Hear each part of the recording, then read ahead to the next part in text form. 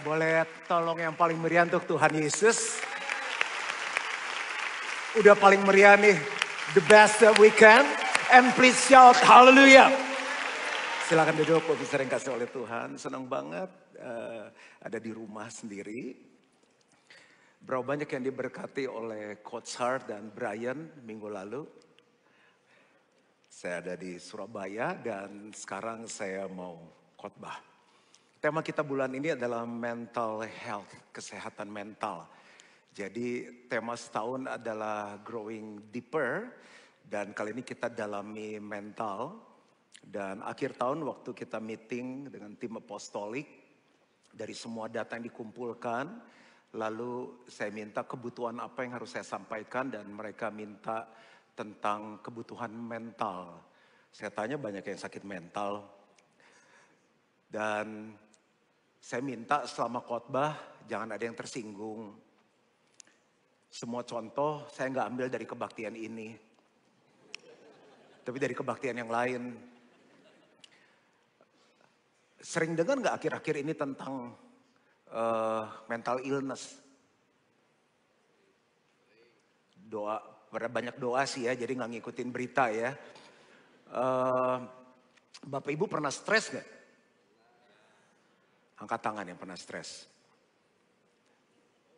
Yang tinggi, pernah stres. Oke. Yang pernah depresi? Oke. Yang pernah stres? Orang jujur masuk surga. Saya itu aja biar oke ya. Itu udah sakit mental. Jadi semua contoh nggak di kebaktian ini ya. Kita tiba-tiba bisa dengar gini. Hah? Dia kena serangan jantung. Hah? Dia stroke. Hah? Dia kolaps. Kaget. Itu di area fisik. Hah? Dia bipolar. Hah? Dia kejiwaan. Kaget kita. Terus, masa sih? Dia kan rajin. Udah gak ke gereja lagi sekarang. Tiba-tiba terjadi attack di area fisik. Di area jiwa. Di area roh, tiba-tiba aja. Kan dia pelayanan rajin banget. Tiba-tiba, sekonyong-konyong, suddenly. Tema besarnya mental health. Aku bahas mental check up dulu. Minggu depan aku bahas mental upgrade. Kesehatan bisa di-upgrade. Roh bisa di-upgrade. Mental juga bisa di-upgrade. Sebulan kita belajar ini.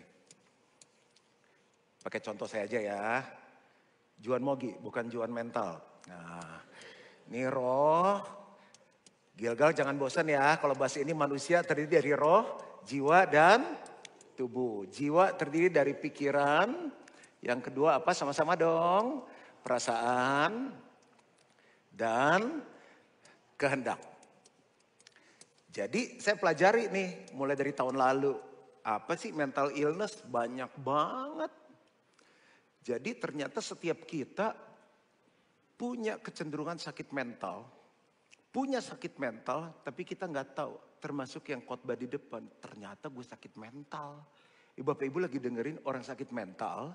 Lagi khotbah. Cuma dikit. Setiap kita ada kolesterol dalam darah. Cuma dikit. Nah kalau nggak dijaga dia akan naik gitu. Nah kalau kita nggak check up hari ini bisa sakit mental kita.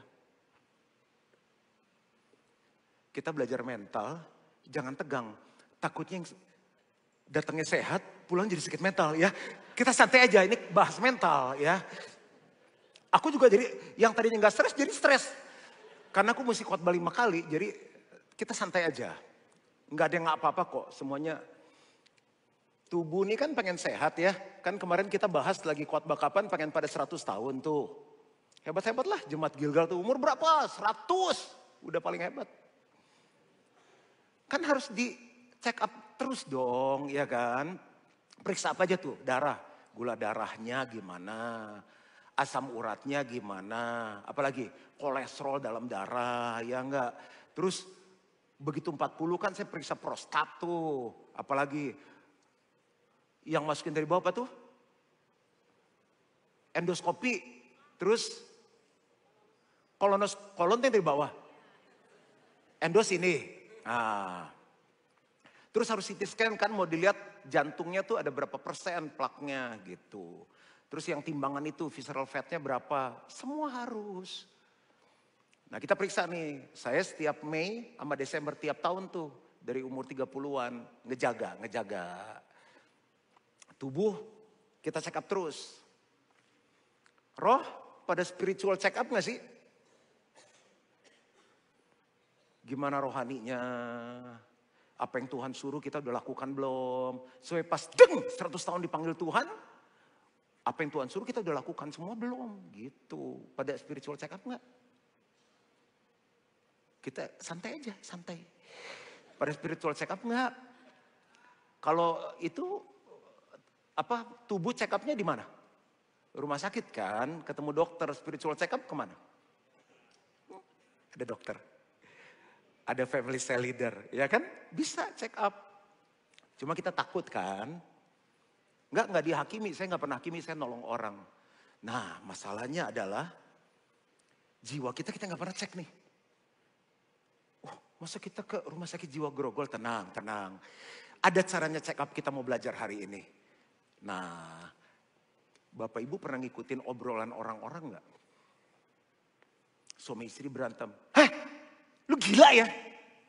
Orang yang kita kejar dulu dari satu kampus paling cakep dan kita pengen kawinin dia, kita katain gila. Saling gila-gilaan tuh berdua. Anaknya ngeliatin, si papa ngatain mama gila, mama ngatain papa gila. Mertua lu tuh gila. Ya kan udah pasti, kan dia katain suaminya gila, ya papa mamanya gila. Kan papa mama gila, anaknya gila. Makan nih, lihat harga. Gila nih restoran. Menu dia katain gila. Tuh menu kalau bisa balas, lu yang gila. Kenapa lu makan di restoran gila? Untung menu lebih waras dari orangnya. Hari ini jangan keluar lagi kata gila. Itu awal penyakit mental menyebar. Oke? Mau crazy, mau apa jangan lagi gila. Mau enak aja, how just simping meoti ke. Makanan enak aja dibilang gila. Stop kata gila. Itu awal penyakit mental. Nah, sekarang saya mau tanya lagi. Roh, jiwa, tubuh paling penting mana dalam hidup tuh? Mikir dulu sebelum jawab. Roh, jiwa, tubuh paling penting mana? Siapa yang bilang tubuh paling penting? Punya prinsip ya orang Kristen. Kalau nggak punya prinsip mental terganggu loh. Siapa yang bilang jiwa paling penting? Siapa yang bilang roh paling penting? Agak terganggu nih mental, nggak bisa ambil keputusan soalnya. Kalau bilang tubuh penting, akhirnya kita tuh dikubur. Habis semuanya, habis. Apalagi kremasi, habis, lebih cepat habis. Habis ya. Ya mau 100 tahun juga habis ini. Roh, siapa yang yakin, udah terima Yesus, hari ini Tuhan panggil masuk surga. Katakan. Yang gak yakin, jangan pulang ya. Sama pastor kita pelayanan khusus. Jangan pulang, jangan makan siang. Yang yakin masuk surga ya. Masuk surga kan? Kan hidup masih mau lama. Tahu nggak yang diserang sama setan apa? Roh kita udah selamat, jiwa. Makanya pesan firman Tuhan, perbaharilah cara berpikirmu. Kenapa orang korupsi dimulai dari pikiran? Gak ada orang bangun pagi nih, selamat pagi Indonesia, korupsi Gak ada. Orang berzina, selamat pagi Indonesia, berzina nggak ada. Berzina itu mulai dari mentalnya dulu diserang.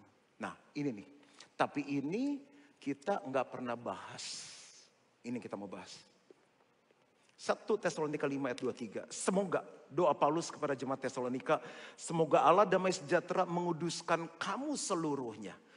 Menguduskan artinya gini, dipisahkan. Kita jangan sama orang dunia. Dan semoga roh, jiwa, tubuhmu.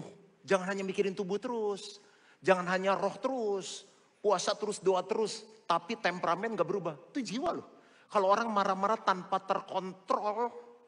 Itu udah amarah. Amarah yang tidak selesai, mental. Supaya semoga roh, jiwa, dan tubuhmu terpelihara sempurna. Dengan tak bercacat pada kedatangan Yesus Kristus Tuhan kita.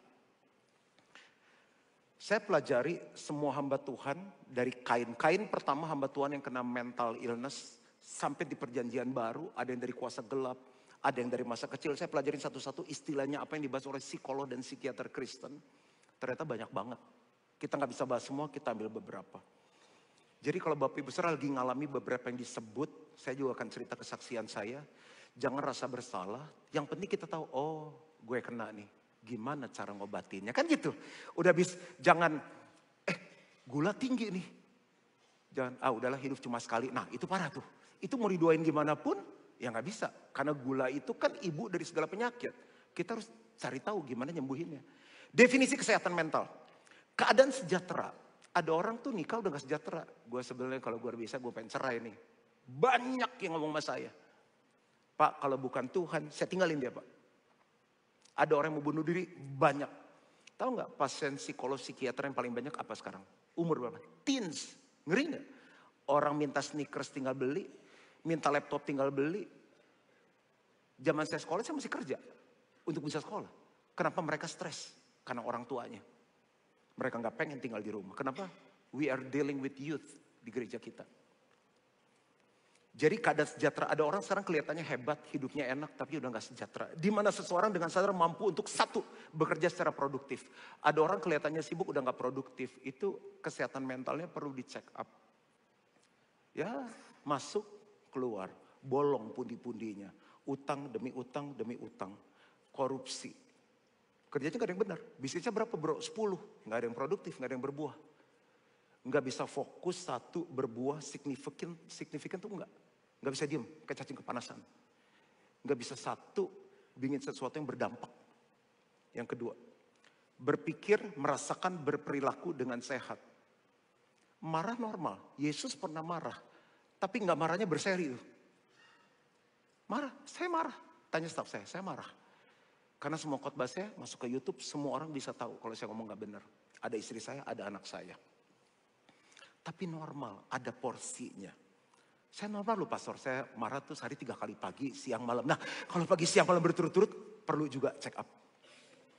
Berkontribusi dalam komunitas, ada orang udah individualis, udah gak bisa bergaul.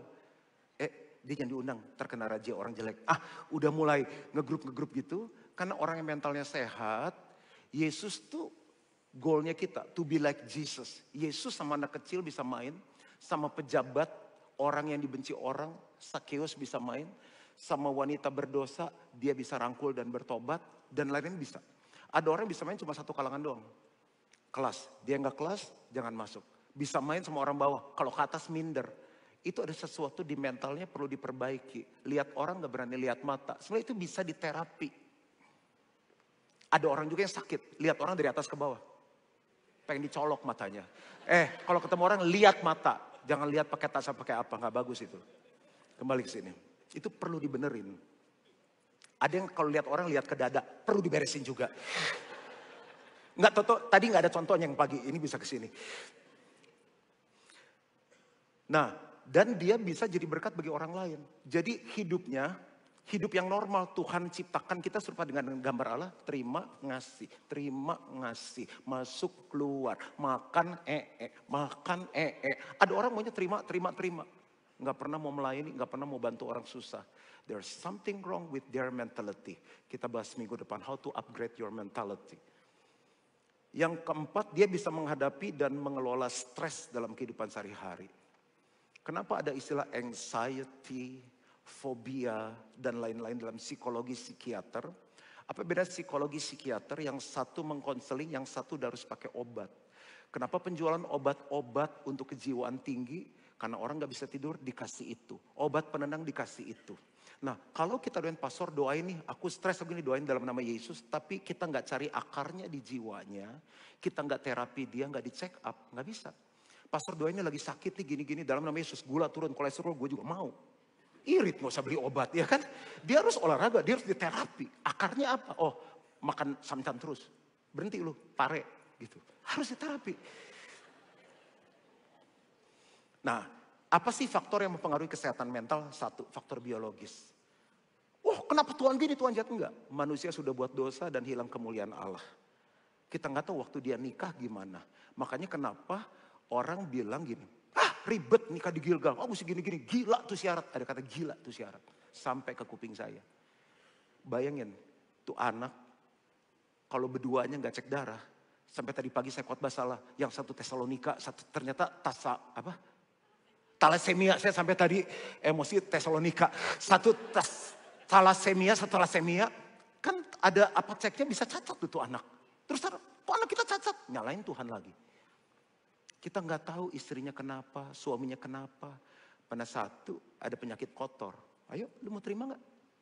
Mendingan sembuhin dulu. Satu ada torch, tokso apa gitu, rubella. Ntar kalau hamil anaknya cacat, kan gereja menolong. Bisa gini dong, makasih gitu. Kan gereja menolong. Makasih. Ada faktor biologis genetik, nah makanya kenapa disuruh ikut New Life. Itu dipatahkan kutuk. Kutuk tuh keturunan 1 sampai 4. Mana kita tahu keluarga dia kawin cerai semua. Kawin cerai itu turun loh. Makanya kan kalau ke dokter kan, coba you cerita, papa you ada stroke nggak? Kencing manis nggak? Itu digali sampai atas. Gereja itu sebenarnya alkitabiah. Supaya nanti kawin kamu gak menderita. Genetik, keseimbangan kimia di otak, gangguan neurologis. Nah kalau ternyata keturunan gila, terus orang tua ya gereja jangan persulit anak saya. Lu mau punya mantu gila? Kan gak mau. Berarti enggak, kita bimbing, kita arahkan. Itu tujuannya gereja. Yang kedua, faktor psikologis. Santai, bahas mental. Trauma, pengalaman masa kecil, tekanan emosional. Makanya kita bikin men's camp. Kita bikin New Life, dipulihkan. Suruh ikut sel dulu 1 tahun. Ketua selnya tahu, dia hidup susah, bawaannya pelit. Kita ngawinin sama anak kita, sama suami yang pelit, calon suaminya pelit. Mateng loh. Kita sayang anak kita cewek baik-baik, ketemu suaminya pelit. Seumur hidup kan, sampai mau memisahkan ketemu suami pelit. Itu gak bisa tumpang tangan, roh pelit keluar. Yang pelit dia, setan bilang, wah siapa yang pelit?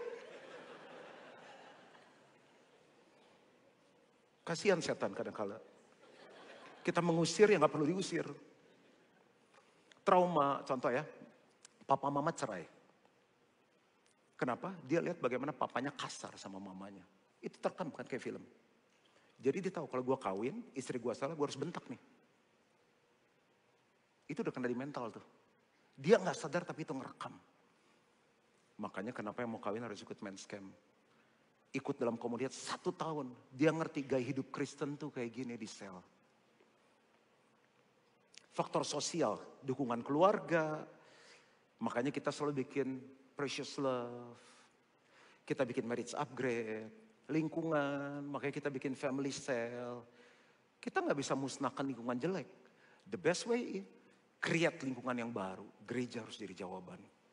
Pekerjaan, aduh dunia sana. Jilat ke atas, tendang ke bawah. Jilat ke atas, tendang ke bawah. Sikut kanan, sikut kiri. Kena tuh di mental. Dah, sekarang mulai khotbah. Bagaimana menjaga kesehatan mental. Nah, dari contoh-contoh tadi, kita udah bisa check up mental kita tuh sekarang gimana. Nunggu pacar, gak datang-datang. Nyari kerja, gak dapat-dapat. Utang gak selesai-selesai, mental bisa attack. Punya anak gak dapat-dapat. Yang nomor satu, bagaimana menjaga kesehatan mental. Apapun diagnose keadaan mental kita. Bangun dasar yang kuat, tidak ada kata terlambat. Matius 7 ayat 24-25. Setiap orang yang mendengar perkataanku ini dan melakukannya, ia sama dengan orang bijaksana. Yang mendirikan rumahnya di atas batu. Batu itu Yesus. Mendirikan mentalitasnya di atas dasar yang benar. Kemudian turunlah hujan. Hujan itu dari atas. Tekanan dari bos. Regulasi mungkin pemerintah, mertua, apa aja yang dari atas. Dan datanglah banjir. Banjir dari bawah ya. Anak lah, anak bisa bikin kita stres loh. Mantu, karyawan, buruh, apalagi. Lalu angin melanda rumah itu, peer pressure. Makanya jangan salah pilih teman. Aduh saya sebelumnya udah gak mau judi nih, teman-teman pada judi. Gimana nih?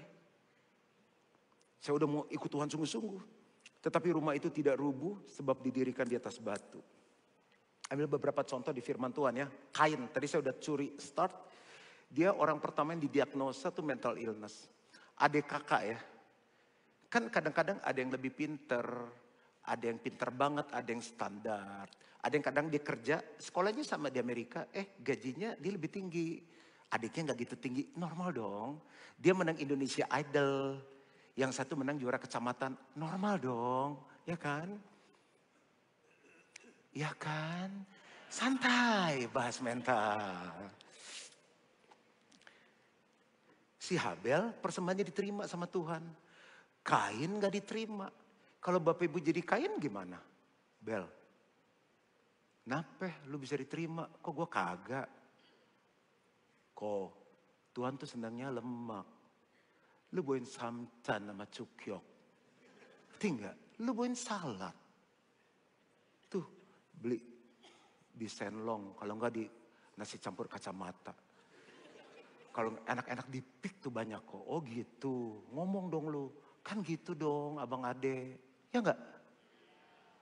Kalau dia tanya Tuhan, orang Tuhan deket kok tinggal ngobrol. Tuhan udah gak makan sayur sekarang. Kan gitu. Coba lihat nih ya. Tetapi Kain dan korban persembahannya tidak diindahkannya. Lalu hati Kain menjadi sangat panas. Normal nggak? Masih normal. Emosi kan perasaan. Lalu mukanya muram. Nah orang kalau mukanya muram. Enggak, emang aku orangnya gini nggak? Hatinya bermasalah tuh. Apakah kamu tidak akan berseri jika engkau berbuat baik? Tetapi jika engkau tidak berbuat baik, dosa sudah mengintip di depan pintu. Tuhan udah ingetin nih. Ia sangat menggoda engkau, tetapi engkau harus berkuasa atasnya. Dia bilang gini, ingat loh bahaya nih ya. Kain kan, kan.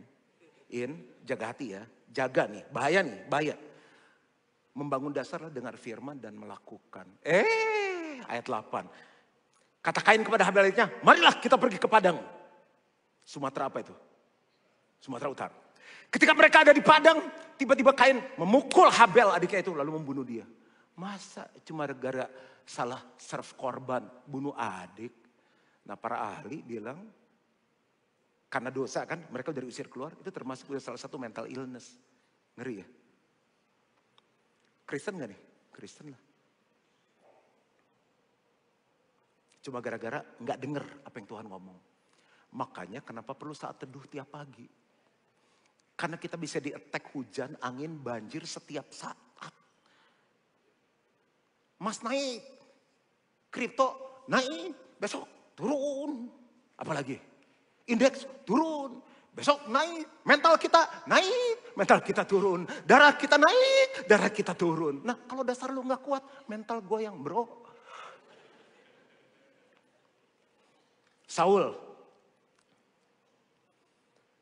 tuh ganteng banget loh. Aku sampai ngaca orang ganteng tuh kayak gimana ya. Ganteng banget. Di Israel nggak ada yang setinggi dia. Tapi orang ganteng bisa kena sakit mental. Akhirnya tahu nggak? Dia sakit mentalnya tuh dia minta karyawannya bunuh dia. Bunuhin saya dong. Itu udah gila loh. Masa bunuh bapak? Bapak jebak aku ya? Dia nggak mau. Dia jatuhin dirinya sendiri ke pedang. Dan ingat ya, jangan main orang pintar atau paranormal. Kalau kita mulai cari tanggal, cari hari, lihat nasib. Coba buka tanggal, saya dulu udah belajar. Coba buka tangan semua, saya liatin nasib ya, buka tangan semuanya. Buka, yang percaya aja gratis. Buka tangan semua, saya ramal sebentar. Buka suruh, buka. Udah, merem semua, merem aja sebentar. Masa depanmu adalah masa depan yang penuh harapan. Udah, selesai. Ada di Alkitab. Kok acuan? Mau nikah hari apapun, kalau saya bisa, saya berkatin. Kenapa? Saul diangkat Tuhan, dia nggak taat sama Tuhan, dia cari orang pintar. Siapa yang Aries? Taurus, Shio babi. Enggak masalah apa yang saudara percaya, saya cuma tawarkan gini. Percayalah satu, Shio Yesus. Yang kedua, siomay. Itu terserah deh, mau sukanya di mana. Kalau siomay ikan, saya masih babi. Karena begitu kita percaya ramalan itu terjadi. Saul salah satu, kalau nggak percaya pelajarin aja, saya gali benar-benar. Karena dia mulai percaya, karena gini, dia ke orang pinter. Sedangkan gini, kan ada dokter di atas segala dokter Yesus. Dokter bilang gak ada harapan, Yesus bilang ada harapan. Bingung mau percaya mana, itu mental goyang. Orang pinter bilang hari ini. Yesus bilang semua hari harinya Tuhan, percaya siapa? Mental goyang. Orang itu bisa bipolar, bisa sakit jiwa. Kalau orang mulai main orang pinter. 1 Samuel 13, 14. Kata Samuel kepada Saul, perbuatanmu itu bodoh. Engkau tidak mengikuti perintah Tuhan Allahmu yang diperintahkannya kepadamu. Sebab sedianya Tuhan mengokohkan kerajaanmu atas orang Israel untuk selama-lamanya. Tetapi sekarang kerajaanmu tidak akan tetap. Tuhan telah memilih seorang yang berkenan di hatinya. Dan Tuhan telah menunjuk dia menjadi raja atas umatnya. Karena engkau tidak mengikuti apa yang diperintahkan Tuhan kepadamu. Raja urusannya perang. Mempersembahkan persembahan imam. Tapi karena dia telat datang, Saul mempersembahkan korban yang harusnya ditugas imam. Dia nggak taat, goyang dasarnya, kena mental. 1 Samuel 15 ayat 10-11. Lalu datanglah firman Tuhan kepada Samuel demikian, aku menyesal karena aku telah menjadikan Saul raja. Sebab ia telah berbalik daripada aku dan tidak melaksanakan firmanku. Tuhan bilang gini, tumpas semua orang Amalek, rajanya, semuanya. Dipilih, dombanya gemuk-gemuk, hartanya. Ini kan terbuat kolekte buat Tuhan. Dia kompromi. Kena mental ya. Kalau kita baca cerita, anaknya sendiri mau dibunuh. Mau bunuh anaknya loh, Yonatan. Mantunya Daud mau dibunuh. Udah segala macam, sakit mentalnya banyak banget. Yunus sakit mental juga. Mau bunuh diri segala macam. Yunus 1 ayat 1-3, datanglah firman Tuhan kepada Yunus bin Amitai demikian. Bangunlah, pergilah ke Niniwe, kota yang besar itu, berserulah terhadap mereka. Karena kejahatannya telah sampai kepadaku. Tetapi Yunus bersiap untuk melarikan diri ke Tarsis jauh dari hadapan Tuhan. Aplikasinya apa dalam hidup? Kalau Tuhan bilang pria-pria harus jadi imam, lebih baik taat. Setiap hari sesulit apapun pimpin doa. Ada anak saya, setiap malam saya tanya, Carissa sudah baca Bible? Carissa dapat apa? Karena dia sudah besar. Waktu dia kecil saya yang pimpin. Carissa dapat ini, Dad. Let's discuss firman Tuhan. Kenapa? Aku lagi bangun dasar mental yang kuat. Kalau enggak nanti dia sekolah, dia dapat dari dunia, goyang dia. Karena dia gak ada pegangan. Mana yang firman, mana yang dari dunia. Mau pilih jodoh, Tuhan bilang jangan Tuhan. Gak ada yang cakep lagi. Mendingan cakep. Sorry, salah mulainya. Mendingan gak gitu cakep, tapi dalam Tuhan mentalnya kuat. Atau cakep, mentalnya gak jelas. Banyak yang cakep, tapi pernikahannya gak bahagia. Tapi kalau dapat cakep dan cita Tuhan, luar biasa. Dan semuanya ada di Gilgal itu, cakep luar dan dalam.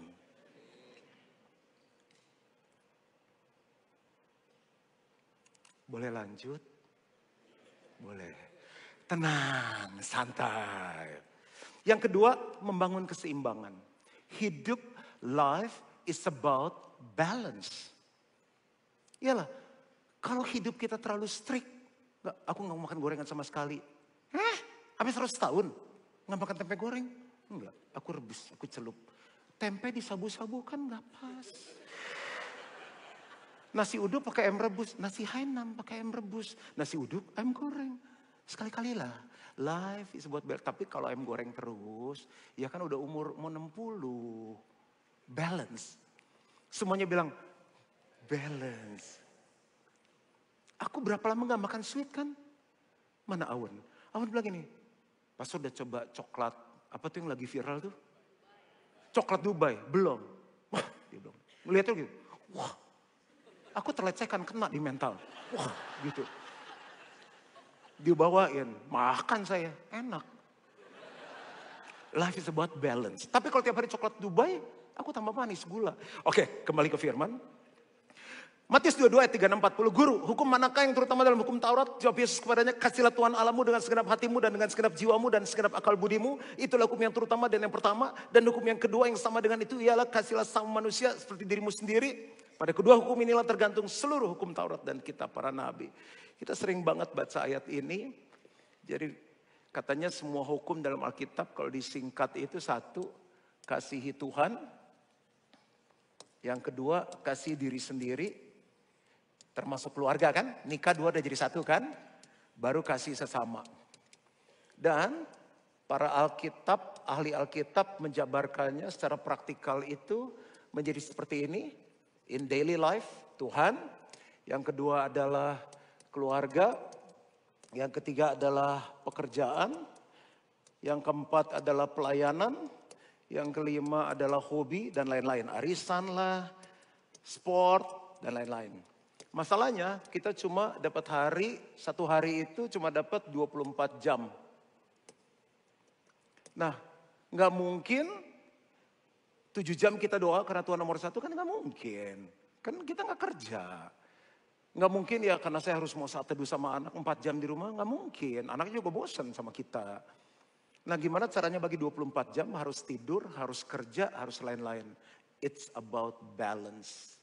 Nah kenapa akhirnya anak gak bisa dekat sama orang tua, anak benci sama orang tua, istri gak suka sama suami.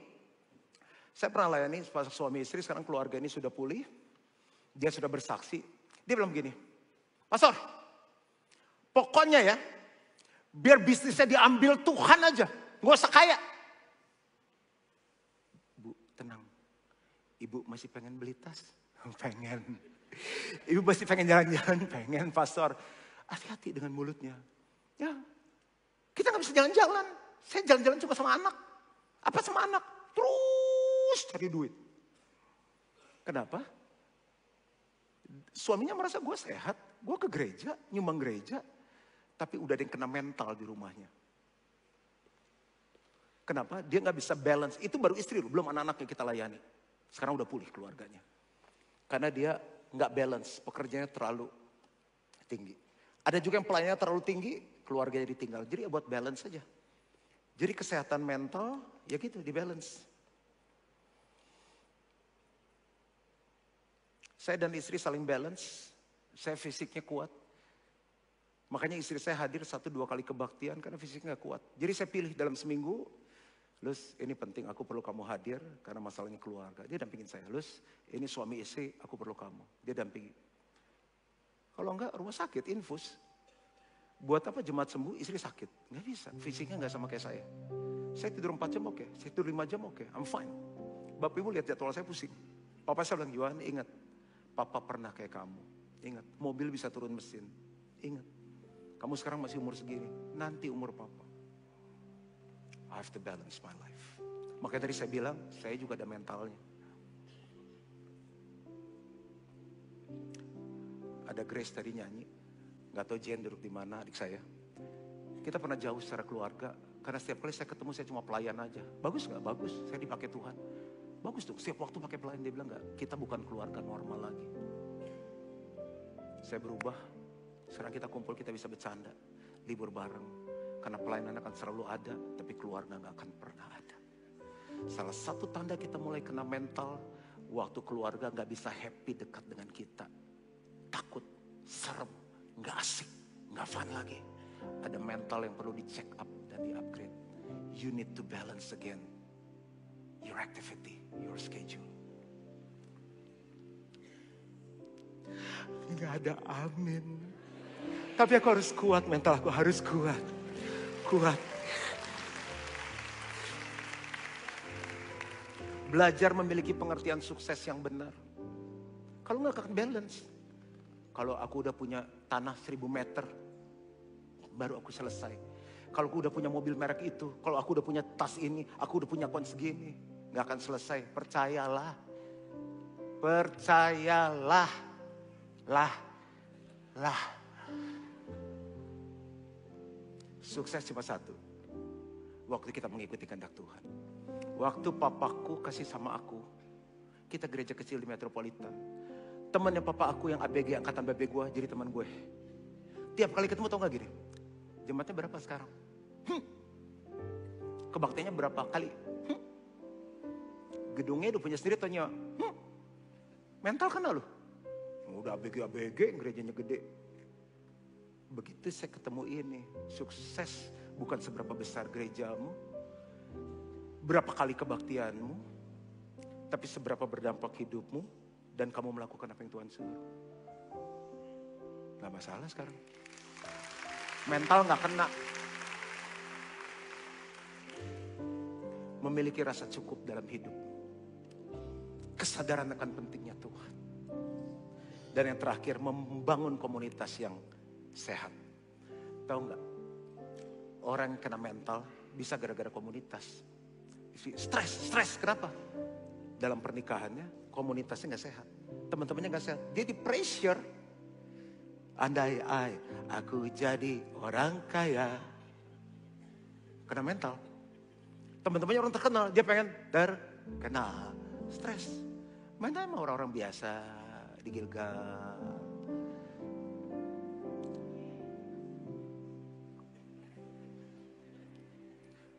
Main sama orang-orang, kalau main sama dia tuh pengennya jadi cinta Tuhan.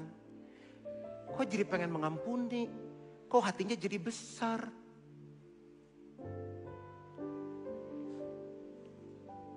Ibrani 10:24-25, dan marilah kita saling memperhatikan.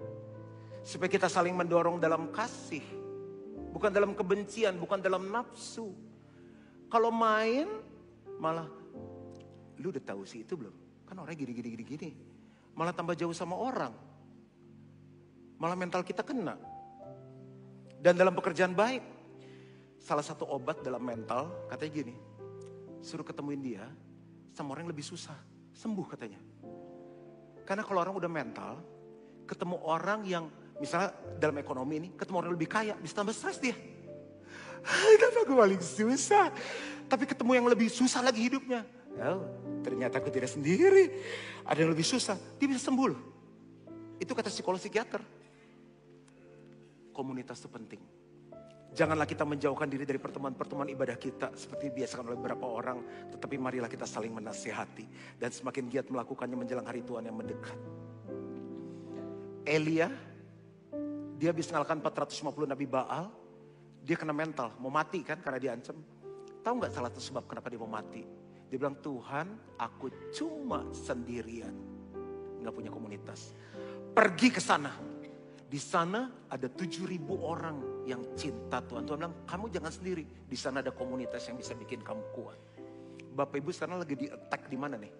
Aduh, di keluarga saya gak kuat. Cari orang-orang yang keluarganya sehat. Di ekonomi, cari orang-orang yang pernah melewati badai ekonomi. Makanya kenapa pastor masuk family cell. Masuk family cell, kita gak sempurna. Tapi ada orang-orang yang mau belajar sempurna di sana. Terakhir banget, ini mama saya. Namanya Meiti Laksana Mogi. Pokoknya di gereja kalau ada yang jambulnya naik, anti badai, mama saya.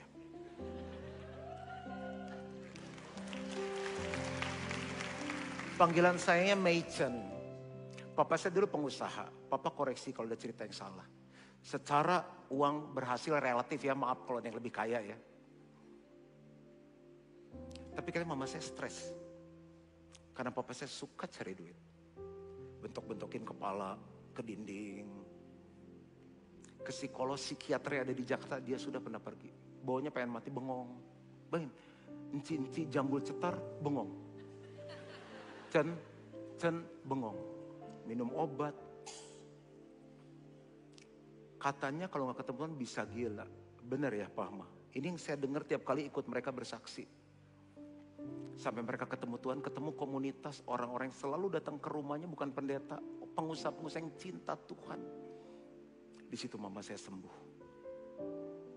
Sekarang menjadi gembala bagi kita semua. Itu udah kena mental loh, udah bengong, mental tuh. Kenapa? Sendirian. Sekarang, umur berapa mama? 76. Gak kelihatan loh mah. Sekarang temennya tanya, Pak mama mana? Belum pulang. Sadap, belum pulang, beredar 76 ini. Jen sama Cici, kok mama belum pulang tuh, masih pergi. Dia kalau kurang sehat, simple, temennya nelfon aja. Lagi, mama gak enak nih. Halo, sehat lagi. Komunitas itu menyembuhkan. Saya bilang, Jen, jangan dilarang, dia sembuh. Udah, saya selesai. Menjaga kesehatan mental sama pentingnya dan sama caranya dengan menjaga kesehatan roh dan tubuh. Penting banget punya teman-teman yang bisa bikin kita sehat. Di Gilgal banyak banget. Mazmur 34 ayat 18, Tuhan itu dekat kepada orang-orang yang patah hati dan ia menyelamatkan orang-orang yang remuk jiwanya, yang mental illness. So jangan lari dari Tuhan, Tuhan adalah tempat yang aman. Mazmur 42 ayat 6 dan 7, mengapa kau tertekan hai jiwaku dan gelisah dalam diriku, berharaplah kepada Allah sebab aku akan bersyukur lagi kepadanya, penolong dalam Allahku. Jiwaku tertekan dalam diriku, sebab itu aku teringat kepadamu. Doa saya supaya jemaat Gilgal, roh, jiwa, tubuhnya sehat, sempurna sampai Tuhan datang kembali. God bless you all. Mari bangkit berdiri sama-sama.